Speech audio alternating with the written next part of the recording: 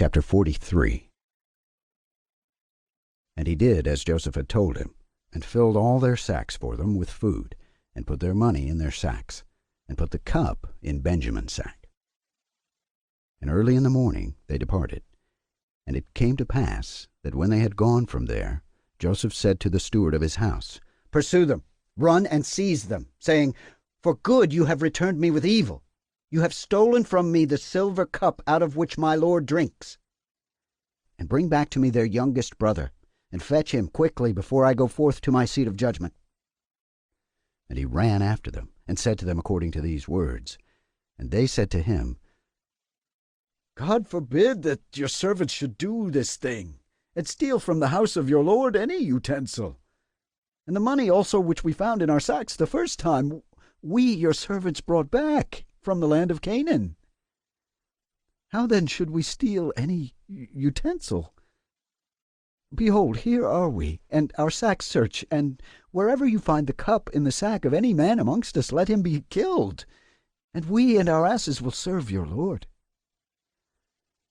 And he said to them, Not so. The man with whom I find, him only shall I take as a servant, and you shall return in peace to your house.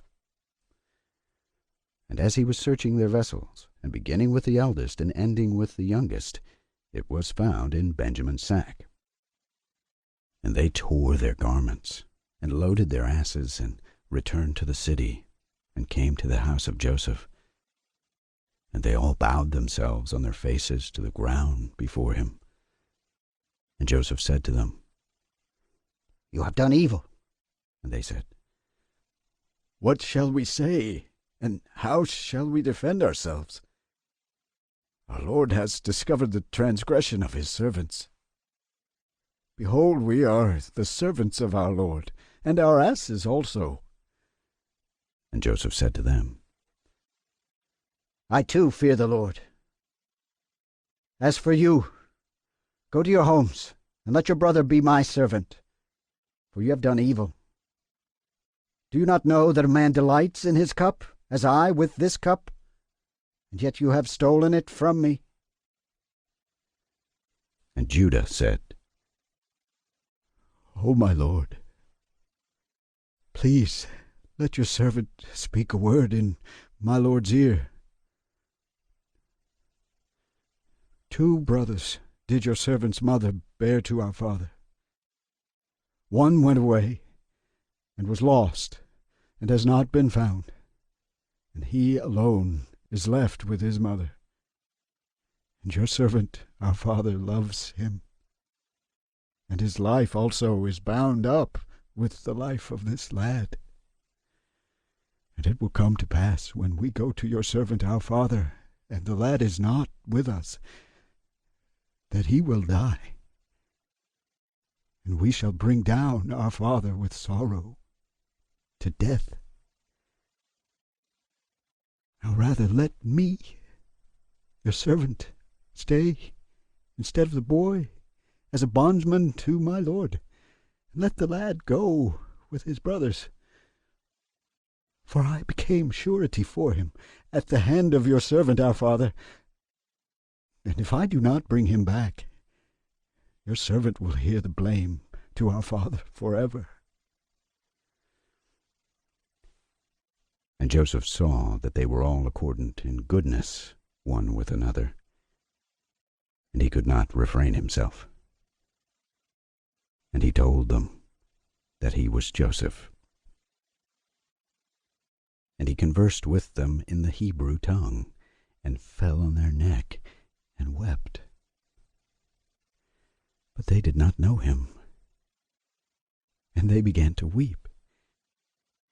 And he said to them, Weep not over me, but go quickly and bring my father to me. And you see that it is my mouth that speaks, and the eyes of my brother Benjamin see. For behold, this is the 2nd year of the famine, and there are still 5 years without harvest, or fruit of trees, or plowing. Come down quickly, you and your households, so that you do not perish through the famine, and do not be grieved for your possessions, for the Lord sent me before you to set things in order, that many people might live. And tell my father that I am still alive, and you, behold, you see that the Lord has made me as a father to Pharaoh, and ruler over his house and over all the land of Egypt. And tell my father of all my glory and all the riches and glory that the Lord has given me. And by the command of the mouth of Pharaoh he gave them chariots and provisions for the way, and he gave them all many-colored clothing and silver. And to their father he sent clothing and silver, and 10 asses which carried corn, and he sent them away. And they went up and told their father that Joseph was alive, and was measuring out corn to all the nations of the earth, and that he was ruler over all the land of Egypt. And their father did not believe it, for he was beside himself in his mind. But when he saw the wagons which Joseph had sent, the life of his spirit revived, and he said, It is enough for me if Joseph lives. I will go down and see him before I die.